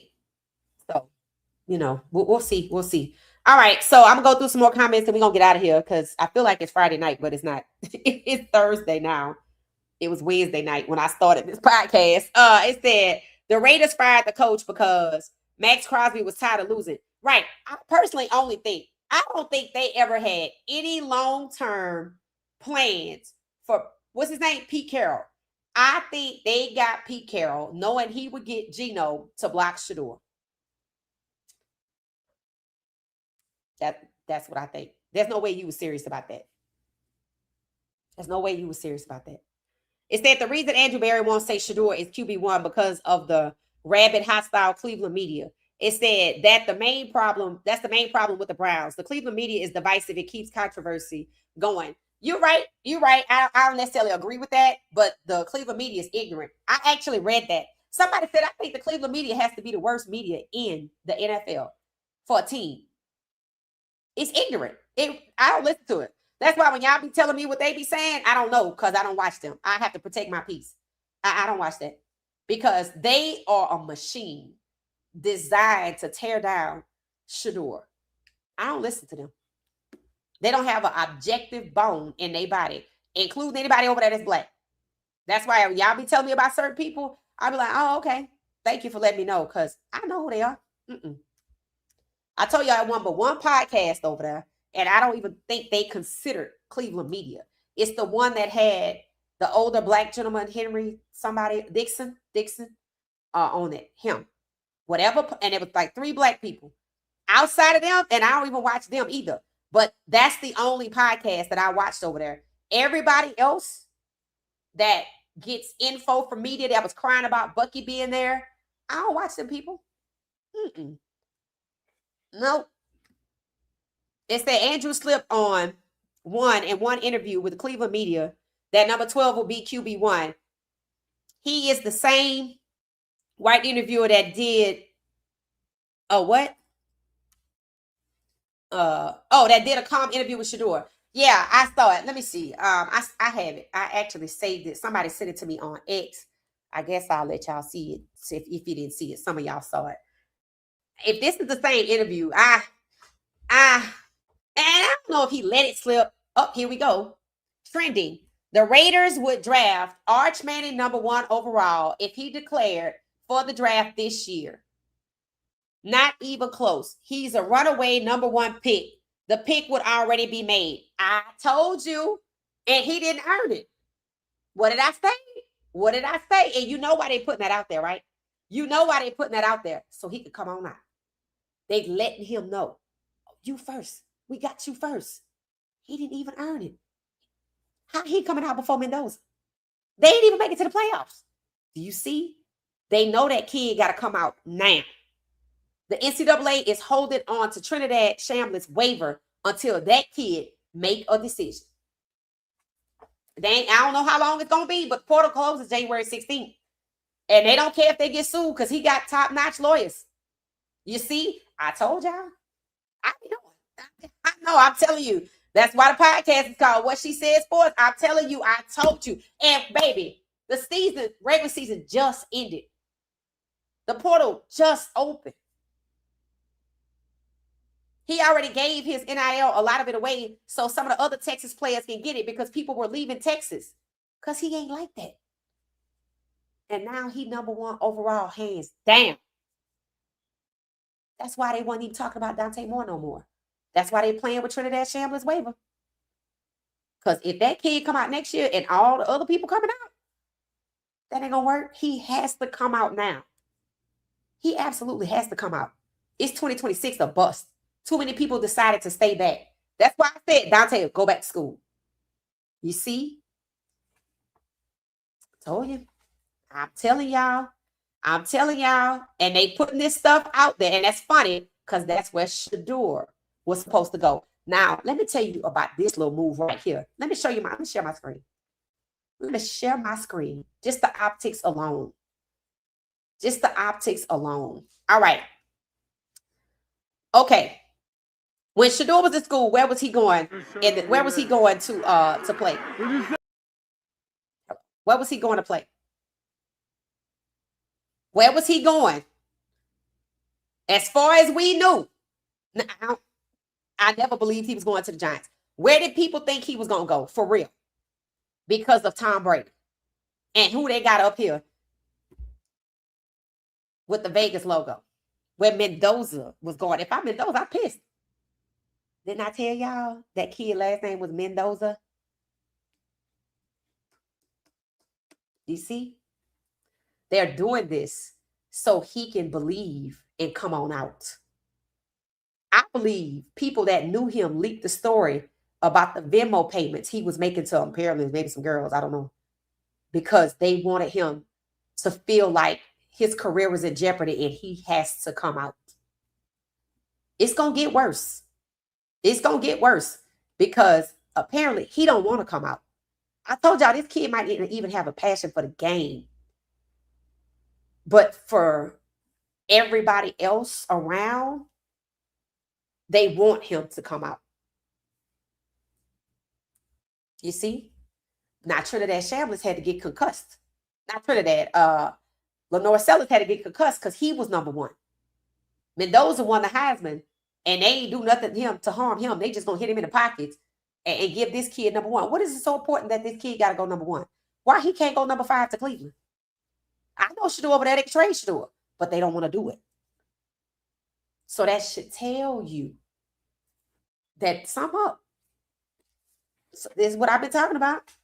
Let these conversations, let these games begin. That's why I sent Shedeur the book, and every quarterback that's not this kid should feel some type of way. The ones that went back to school should breathe a sigh of relief. If you Dante Moore, and I hope you're paying attention, stay in school. They want him to be first. He will be the only goddamn one. Hell, if I'm Mendoza, I'm going back to school. If I can. I don't know how it is. Y'all see what I'm talking about? You see what I'm talking about? This is why they so non-committal. This is why they're non-committal. QB1 Ground Central. I like that. That's what I need to call this segment. QB1 Ground Central. I like that a lot. Nasty work. That's it, bruh. That's it. Nasty work. The name on it. That's it, man. That's it. The flex is on. It's that G. Bush is a flip-flopper. Yeah. I hate I read that out loud, but yeah. Miss Kenya. Hey, how you doing? Miss Truth, how you doing? It said, by Cleveland Media, right? This it right here. And what team is that? So now you know why Antonio Pierce got fired. Now, mind you, I told y'all, he going to end up in Cleveland. All they're going to do is trade that number 5 pick with the Vegas Raiders and get that pick. Where did they get the number 5 pick from? Well, remember, they had the number 1 pick and they traded the number 2 pick and they traded it. Now they got the number 5 pick. They have 2 first-round picks. And they can load up on draft capital and send Shedeur and Dylan. Not saying that's going to happen. To Vegas to get this kid. They are non-committal to Shedeur when they certainly can be for a reason. And I said it is because this kid, although he said, I'm not coming out to next year, I think there are people working him. And posts like this are working him. And ensuring him what they're telling him behind the scenes. If you don't come this year, you ain't going to be able to come. See, you are already first this year. You ain't going to be first next year. I mean, he could be because, hell, they keep moving everybody else out the way. And now people are immune to it because look at what happened to Shedeur. Dante Moore better stay in school. They part in the Red Sea for this kid. And he not even like that. And he didn't earn it. They was ready to rig the damn Heisman. But now that Mendoza got the Heisman, nobody's talking about Dante. This why they're not talking about Dante. They're going to push Mendoza down and get this kid. Yep. This is why. They are so non-committal. And yes, if Shedeur is there and this kid is there, is that good for Shedeur? Or Shedeur going to get traded? So the only team that was nice to Coach Prime when he first started going to Shedeur's games. Any thoughts? All right, let me get back to where I was headed. I'm going to save this because, there's going to be some conversation. Let me go to the video that somebody sent me with, here it is right here.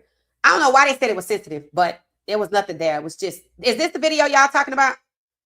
Do y'all see the video on the screen yet? If not, y'all see the video on the screen, right? Is this the video y'all were talking about with the guy? Let me play it. His situational awareness, things like that. But you'd like to see him take a major step forward going into week 1. During the game at Cincinnati, Nathan and I, before that. His situational awareness, things like that. But you'd like to see him take a major step forward going into week 1. During the game at Cincinnati, Nathan and I, before that. All right, so that's that one. His situational awareness, things like that. But you'd like to see him take a major step forward going into week 1. During the game at Cincinnati, Nathan and I, before that, said this is kind of. Hold on 1 second. I'll be trying to move it so y'all can see it. Hold on 1 second. Said this is kind of Shedeur's closing argument, if you will, for 2026. How did you view it? Yeah, I thought it was a great. I'm sorry, for 2025. Yeah, I thought it was a great situation for him to be in because you look in a game where he was scuffling. It wasn't one of his stronger games, certainly early on. It's like, hey, can we get settled and get the team in scoring position to win the game? And he was able to do that. And I think, look, you're not always going to have your fastball every week in the NFL. It's too hard. Defenses are too good. But the fact that he was able to do that and lead us on a scoring drive when we absolutely needed it. Said this is kind of Shedeur's closing argument, if you will, for 2026. How did you view it? Yeah, I thought it was a great. I'm sorry, for 2025. Yeah, I thought it was a great situation for him to be in because you look. This is the other one is the one y'all was talking about though. I think it's the one. This one. His situational awareness, things like that. But you'd like to see him take a major step forward going into week 1. During the game at Cincinnati, Nathan and I, before that. His situational awareness, things like that. But you'd like to see him take a major step forward going into week 1. During the game at Cincinnati, Nathan and I, before that. So I was looking at his body language. He didn't even blink his eyes. He didn't flinch. He didn't say it. It's like he didn't say it. He should have been saying. At the end, it looked like he wanted to grab the word back and say something different. I see. Here's the problem I have. See, Shedeur's already proven himself, right? And Andrew Berry's talking points show that he needs to grow. But Jackson Dart is A1 ready. Tyler Shaw is A1 ready. Bo Nix is A1 ready. CJ Stroud was A1 ready, right? Right? Cam Williams, Cam Ward, good enough to go number 1 overall. Shedeur wasn't good enough to go number 2 overall. He wasn't good enough after he won a competition to be QB1. Now Andrew Berry is saying, we'd like to see him do this before week 1. That don't mean he gonna be the guy. They're putting something else on his plate that they want him to do before we get to week 1 to determine if you're the guy.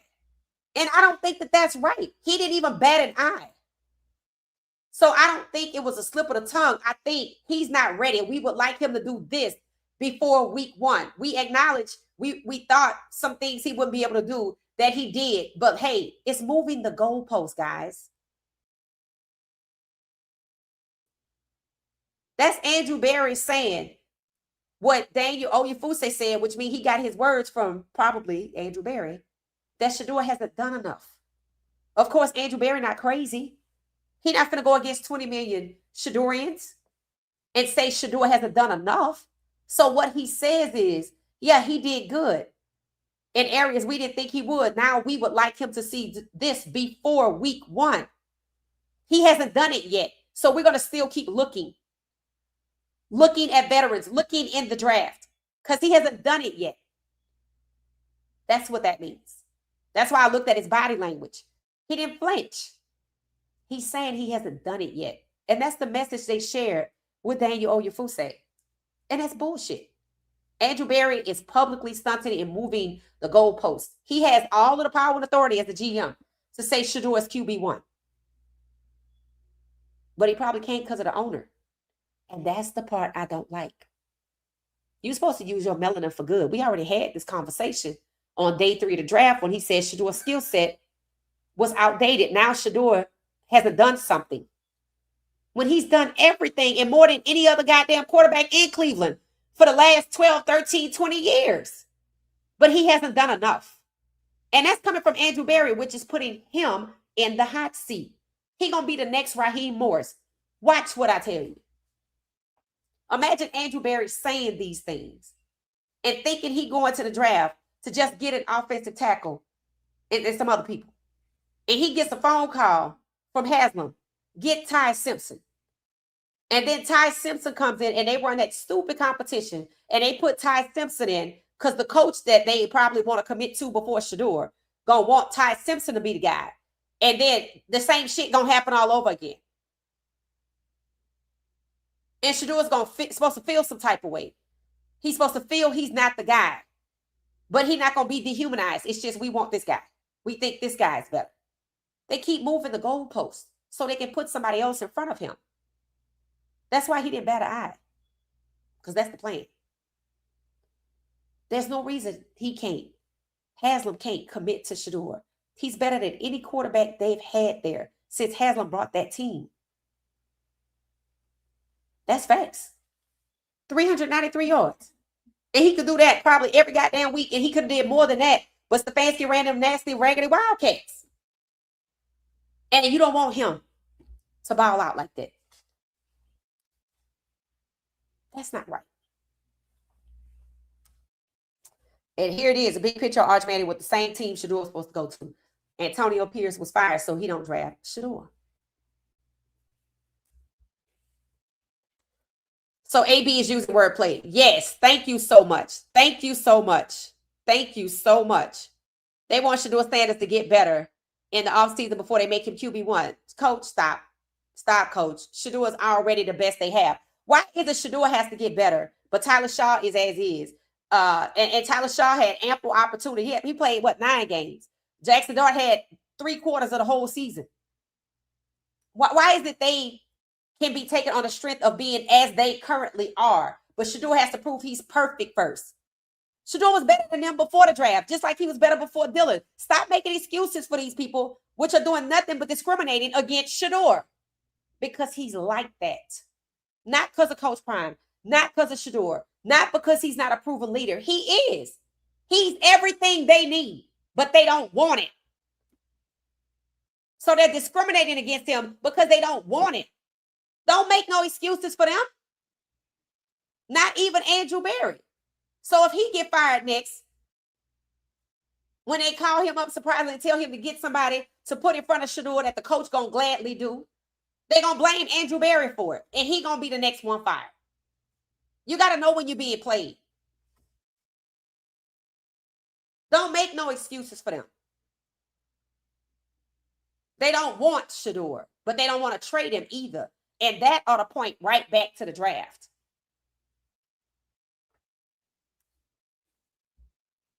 All right, so we're going to get ourselves out of here. Now that I looked at y'all's video. I told y'all they on that BS. And I said, all right, Andrew Berry, you on my bad side. And y'all was like, well, I think maybe, a black guy just trying to keep things on the low. No. There's a way you can show respect for Shedeur without disparaging him. Again, he hasn't proven this. He hasn't proven enough. He's proven everything. Good for Shedeur pushing back off that leadership role. Hopefully they package him up and trade him to Vegas and the Manny kid come over here. And he go where he was supposed to be going anyway. I actually think the Vegas market is better than Cleveland. Am I wrong? I don't know if they might not have the same type of loyal fan base, but it just seemed better. It just seemed better. And I've interacted with their media. They're not that bad. Let's see if we start hearing about some trade scenarios. If you don't, expect the same from last year, since Shedeur hasn't proven enough. All right, I'm gone. Thank y'all for having a good night. This was awesome. Don't make no excuses for these people. We'll be back. I might name my quarterback segment. Somebody said QB1 something, grounds general. But I said QB1 ground central, but I'm going to have to think of something to make sure it's kind of unique, because I do talk about QB1. So we're going to have to look into that. And I'm still paying attention to college too, because some of them guys coming this way, and I can't wait to see what happened to Trinidad and the NCAA playing around with him. We'll see what's happening. And I want to see what happens with Dante Moore. All right. So, and some other people too, but those are the top two coming out of college right now. All right. So I'll see y'all tomorrow. Thanks for watching What She Said Sports. Tomorrow is Thursday now. We'll be back. At some point, we'll pop up. Show my videos some love. I'm starting to make videos behind the scenes because I can't always quickly go live. And yeah, show my videos some love. Thank y'all. Catch the next live stream tomorrow. Thanks for watching What She Said Sports. Hype me up, hype me up, hype me up. Good night.